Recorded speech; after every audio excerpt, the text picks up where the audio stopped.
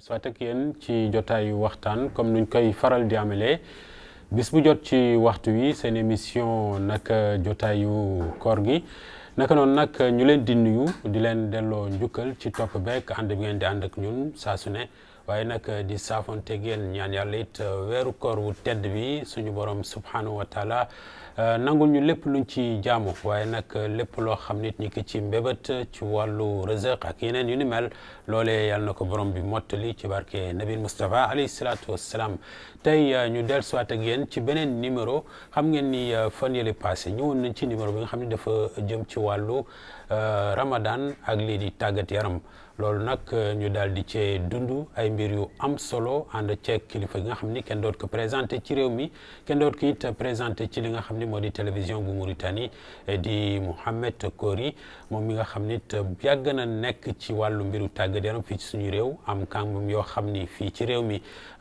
bare na ci ñoo xam ni jaar nañ ci ay loxoom waaye nag daane ko ba ci équipe bi nga xam ni moo di équipe nationale mu ci faral di dugal lii di ay loxoom waaye nag faral di ci dugal xam-xamam loolee waral nag ñu am ci ngëneel bu toll nii ba tey ñu gërëm leen sant leen waaye nag di gërëm ñi nga xam ni ñoom la ñu àndal ci liggéey bi ku ci mel nit maanaam Mouhamed Val mi nekk ci wàllu mbirub réalisation bi ànd ceeg li nga xam ni moo di sottandikum kaddu yi Abdullahi Mahfoud waaye nag ñi ngi ànd ak ba tey ci sottandikum kaddu yi ki nga xam ne moo di na Hussein waaye nag caméra bi Mouhamed El Habr ànd ceeg Zeyn ak suñu xarit dinu jël soit dégtal leen turam mbokk yi noonu lay demee naka noonu dañuy bàyyi suñu kilifa di suñu xarit mu nuyanteeg yéen bu ko defee incha allah nu dugg ci suñu waxtaanu tey Mouhamed Kori ñu ngi lay gërëm di la sant ci ñëw bi nga ñëw waaye nag di la nuyu bàyyi la nga nuyanteeg téléspectateurs yi.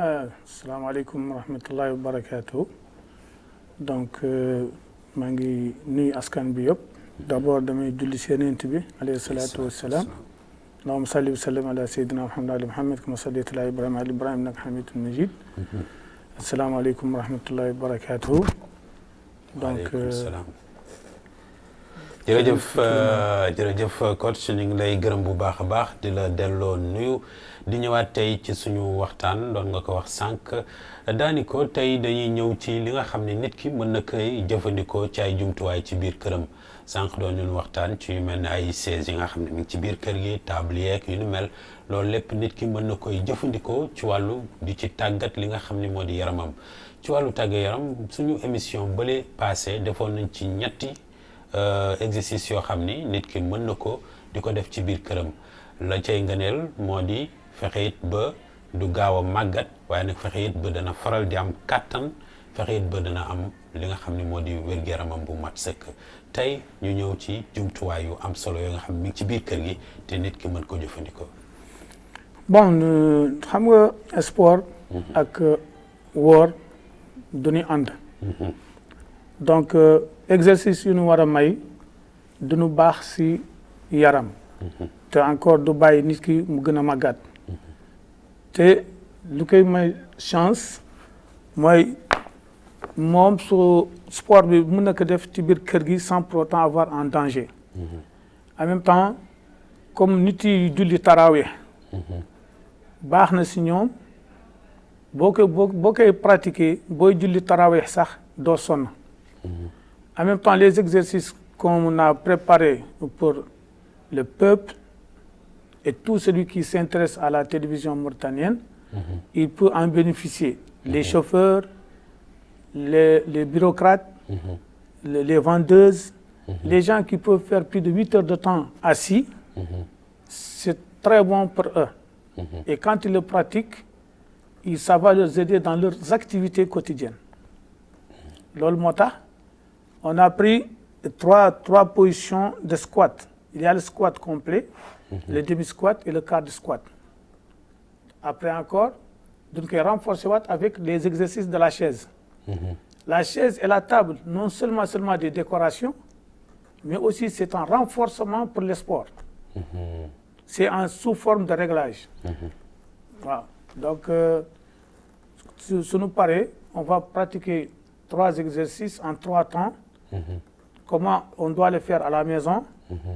Et c'est très bon encore pour les gens qui ont des problèmes des ODEM. Comme c'est-à-dire parfois da ngay gis nit ki tànkam fii dafa xaw gonflé tuuti. wala problème da nga am ay problème omite problème les problèmes de genoux. parfois des problèmes d'articulation. wala des fois nit ki mën na toog ba si yàgg di jóg nga dégg ay bruit. voilà donc même nit yi nga xam ne dina am problème ndigg. loolu yëpp sport bi c'est très bon pour eux. mais tout celui qui est malade. avant de pratiquer ce sport. dafa war a dem ci médecin mu consulter que pour demander son avis. sport bi ku koy def mais nga xam ne amul une maladie ou quelque chose pareil. donc il doit mais quand on est la vieillesse seulement mais quand on est vieux tu peux pratiquer ça et ça va te donner encore un rétablissement. day gën a ça ralentit la vieillesse. tous ces gammes d'exercice ça ralentit la vieillesse. léegi tey kon dañuy ñëw ci yan point c'est-à-dire nit ki lan nga mën a dénk nit ki nga xam ne mi ngi ci biir këram wala sànq wax nga ko aussi nit ki nga xam ne mi ngi toog di jaay ci mbedd mi. wala nit ki nga xam ne mi ngi ci biir taxem di liggéey kooku ban xeetu sport la war a mën a jëfandikoo ci journée yi nga xam ne mi ngi toog surtout toogaay bu yàgg ba nga xam ne mën na ko jural ay feebar yu mel ne ay hémorroïdes et cetera. Moi, c'est-à-dire on doit prendre maintenant un exemple de démonstration. Je dois démontrer l'exercice de squat en 3 temps. Donc les gens avec l'explication et les gens maintenant sera facile pour les gens pour le pratiquer. aywa bismillah kon. Donc, la première des choses, nous, le moment où on était à l'école, nous donnons debout assis. Debout, je me lève assis. Voilà. Debout assis, moi, exercice, ça retient toute la personne. Même si tu vas partir au WC, tu vas rester sur les squats. Même su fekkee da ngay toog da ngay añ wala da ngay reer da ngay def squat. mais exactement parce que loolu da nga ko daan dégg en classe da nga yaakaaroon c'est juste pour s'amuser alors que. non c'était pour renforcer c'est une coordination de tout le corps. donc si on va pratiquer les squats donc on doit avoir le corps bien parallèle. comme ça dans cette position. et si tu veux tu peux tendre les mains comme ça. la position où tu dois être à l'aise. ou bien cette position. Et maintenant, pour les débutants, on peut compter jusqu'à 5. Donc, tu dois faire une série de 5. Donc, 5 fois 5, 25. Voilà. Donc, on va faire première gamme. Donc, 1. On s'assoit complètement. On se lève. 2. On revient. 3. On revient. 4. On revient. 5, on revient. Donc, c'est-à-dire, si on fait ça la première fois 5 fois, donc on a 25. Pour la première journée, pour les gens qui ont débuté à le faire. Voilà. Voilà, nous avons beaucoup commencé. Comme ça, beaucoup forcé, tu auras des mal de muscles. En forcer. Ce muscle de métier. Donc, en cas où les gens ils forcent à le faire et qu'ils trouvent des mal sur les muscles, ils n'ont qu'à doubler l'exercice 2 fois pour que le mal, ça part. 2 fois, c'est-à-dire que tu fais instant bi, tu vas l'après-midi, tu fais non, du open. Comme que le débutant, il vient faire 100. Il aura tous les muscles qui le font mal, il ne faut plus se lever. Exactement. Donc, normalement, il doit faire 200. Au lieu de faire 100, il va faire 200 pour que le mal de muscle soit moudem. Donc, c'est pour ça qu'on part tout doucement. Les 5 premiers jours, une série de 5, ce qui fait 25. Dans le squat complet, moi, debout assis complet. En même temps, on va faire le demi-squat. Par exemple, on peut le faire sur la chaise. Pour avoir un bon réglage, on va mettre la chaise, elle est là. C'est une chaise, c'est en décoration. Mais en même temps encore, c'est très bon pour notre sport. Donc, on va faire un demi-squat sur la chaise. Donc, je suis là, je fais 1, 2, 3, 4, 5. Je fais ça 5 fois. 25. Ce qui fait 25. Donc, si on prend un coussin, on le met par là, on va faire le quart squat. Le quart squat, c'est pourquoi? C'est pour les gens qui ont les mal au genou et en renforcement. Pour qu'on puisse développer toute l'articulation, on va faire le squat complet. maanaam su ma la déggee ñooñu duñu toog bu yàgg. Voilà. C'est-à-dire dañuy toog moitié demi bi dañ koy xaaj. dañ koy xaaj. voilà exactement. ak quart bi nag. mooy lu gën a tuuti moitié bi. comprendre nga. waaw mooy nga jël demi bi xaaj ko. voilà foofu. da ngay renforcer tu vas recruter des fibres musculaires. da nga leen di recruter pour genoux en renforcement musculaire pour les genoux. Donc, au lieu de s'asseoir comme ici en demi, mais ce sera en quart. Si on met ici pour le réglage, pour ne pas se tromper. Exactement. Donc, on va faire 1, 2, 3, 4, 5. Donc, on va bénéficier. 3 fois 25, nous aurons 75.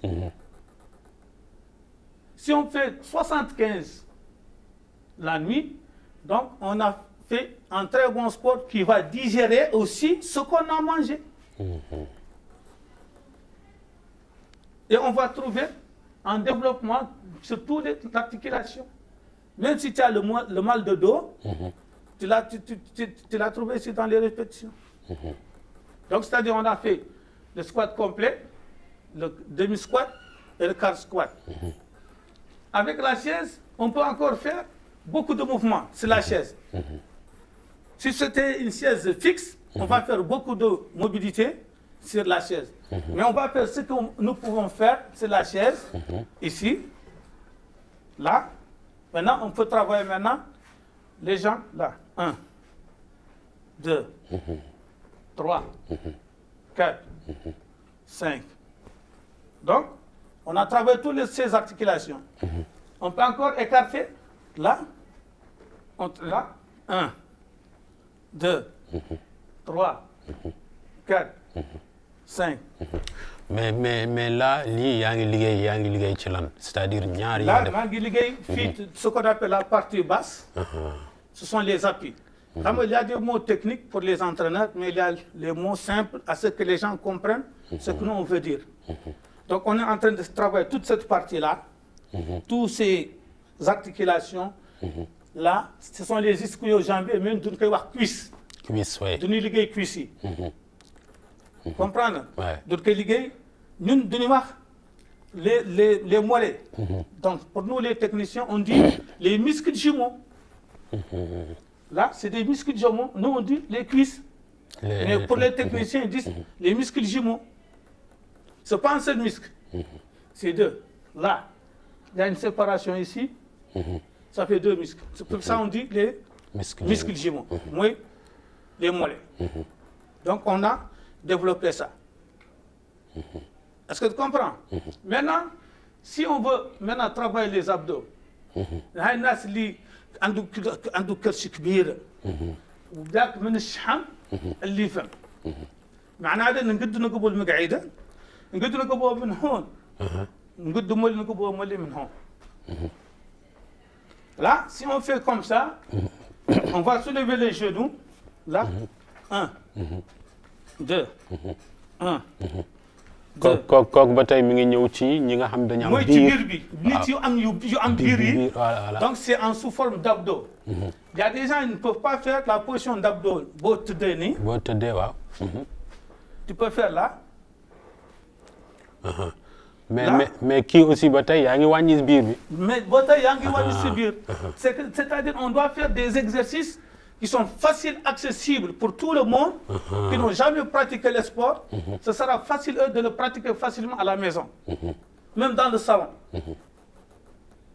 Donc, on peut encore prendre cette partie pour les abdos latéraux, là, pour mieux casser ça. Fari.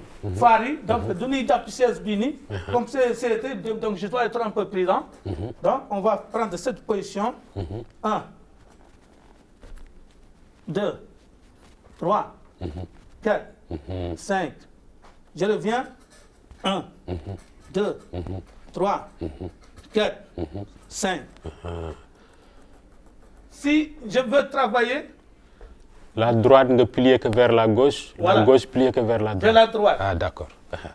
Sinon, on peut encore faire les sauts pour travailler la colonne vertébrale.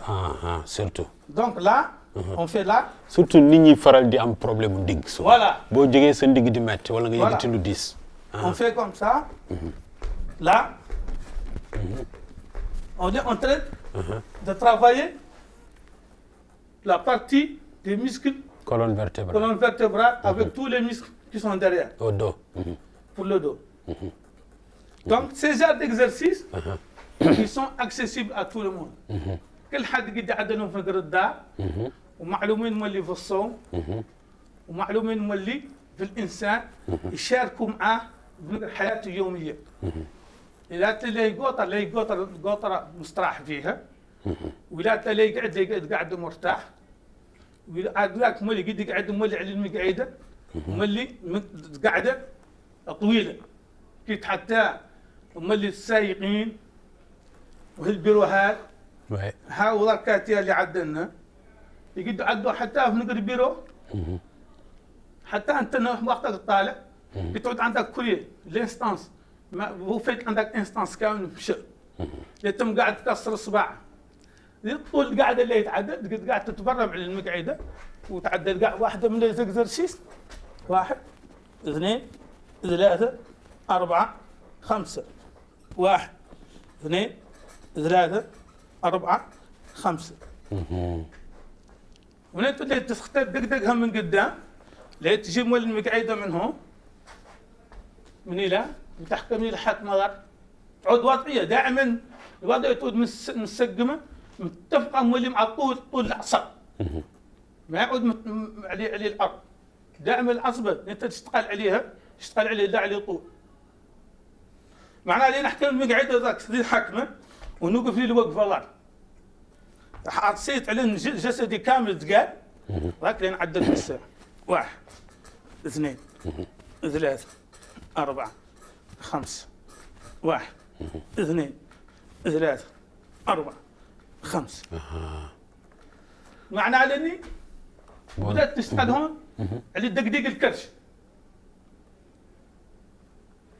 اهون هذه منك دقدقة الكرش لين تعود قاعد تعود تعدل هذا تعود بسيف لا قد تلحق وهذه تطبع عليها تقدر ترجع عليك الاخرى ذيك الاخرى قد عدد الناس اللي تقدر الرياضه والناس اللي ما بقدر تقدر الرياضه تقدر تقبل هاي الوضعيات اللي هم هاو التمارينات قد هم انفسهم معلوم في حياتهم يوميا معلوم اللي في صحتهم.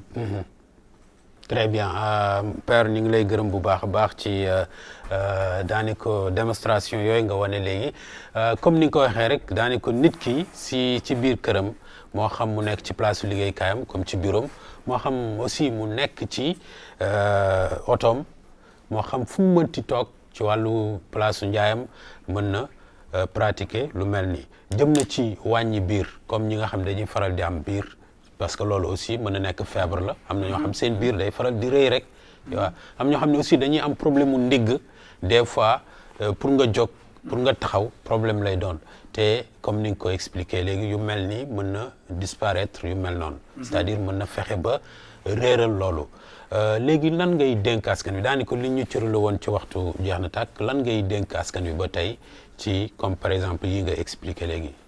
Bon, une position, on va faire une petite démonstration comme Herbie Diachna pour les gens qui ont des problèmes de dos. waaw kon mu nekk lu xaw a gaaw rek inchallah waaw lu xaw a gaaw. Donc, c'est la même chose.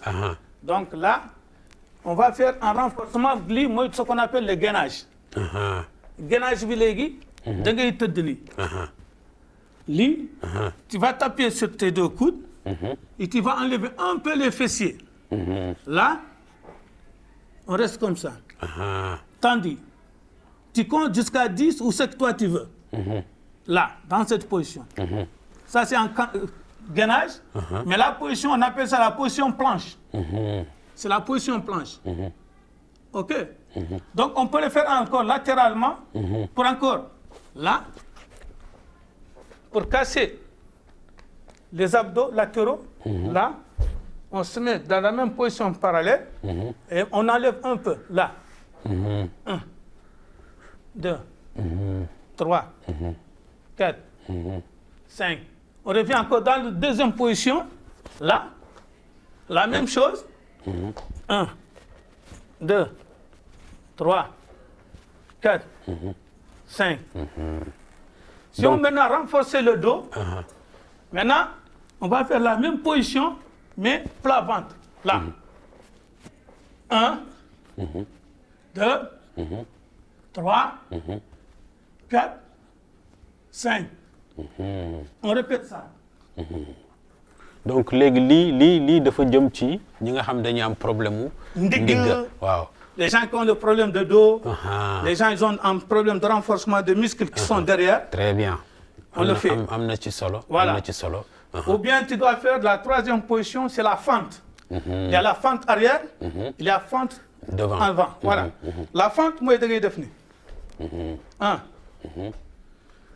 2, 3, 4, 5. Maintenant, le sens contraire encore. 1, 2, 3, 4, 5. Donc, la fente en arrière, ce qu'on faisait devant, on le fait en arrière. Donc, 1, 2, 3, 4, 5, 1, 2, 3, 4, 5. Ça, on l'a fait statique. léegi bii dafa jëm ci ki am problème mu ndigg lépp luy. Colonne vertébrale, les fessiers. Voilà, les fessiers là. Pour les fessiers, واحدين عود عندهم واحدين عود ما les muscles عادوا relâchés عادوا حنا تلاقي واحد بواطه يضاهم يتحركوا يقد زبتهم بهذا. ok père am na solo léegi dañuy tënk c'est-à-dire comme li nga waxoon sànq lii am na ci solo et puis maa ngi wax téléspectateurs yi ñuy seetaan dinañu boole séance d'exercice yi ci suñu ay émission bu ko defee chaque weer ñu mën ci am ñaari débat yoo xam ni dafay waxtaan ci lii ak ay c'est-à-dire tegtal yoo xam di nga ko tegtal lépp jëm ci nit ñi di ko mën a jëfandikoo ci seen biir kër daani ko waxtu wi jeex na kon ñu ngi gërëm ñi nga xam ñoo jàppoon ci liggéey bi fàttalit Mama Mouhamed Val ñu ngi koy gërëm bu baax a baax waaye sottandikum kàddu yi Abdoulaye Mahfout ànd ak Naha Hussein it ñu ngi koy gërëm bu baax a baax Youssouf dafa mel ni léegi la ñëw ñu ngi koy bégee waaye nag di bégee ki nga xam ne moo di Zeyn ànd ak Mouhamed Habre ñoom ñëpp ñu ngi leen di ziar di leen bége waaye nag di bége également sama xarit jaajëf ci liggéey bu am solo bi ñoom ñooy nekk ci ginnaaw doo leen gis waaye nag ñooy liggéey bu am solo papa ñu ngi lay bége bu baax a baax yow it bàyyi sa yitte yëpp ñëw baaxee askan wi jërëjëf. ñoo ko bokk parce que askanu Mauritanie sunu askan la. très bien très bien. Donc on est des Mauritaniens et nous voyons tout le temps nos vieux, nos papas, nos mamans qui partent vers le stade olympique, qu'ils courent. C'est bon de courir. Mais quand on court, on doit savoir comment on doit courir. Pourquoi on court? Très bien. On court, c'est pour travailler le cardio. Moi, ñi am problème voilà. Est-ce que tu comprends? Donc, c'est pour durcir le cœur et avoir une très bonne pulsation pour avoir une bonne oxygénation. L'air qu'on respire. Pour ñu mën a am circulation sanguine bu baax. L'air qu'on respire, ça se trouve dans le sang et les poumons. En force que les muscles du cœur sont très durs, en force qu'il fait de très bonnes pulsations, c'est en fonction qu'on peut trouver une bonne respiration. Très bien. En plus, ñu gën a mën a nekk en bonne santé. Bonne santé, voilà. Très bien. Merci beaucoup père. ñu ngi lay gërëm bu baax a baax jaajëf. Merci beaucoup. Voilà mbokk yi jaa ngeen jëf ci loolu gërëm nañ ko sant nañ ko yal na yàlla def tawfeex ba ñu yeggalee weeru kër wu tedd wi ci anam bu ànd ak tawfeex julli ci Seydina Muhammad alayhi salaatu wa salaam jaa ngeen jëf.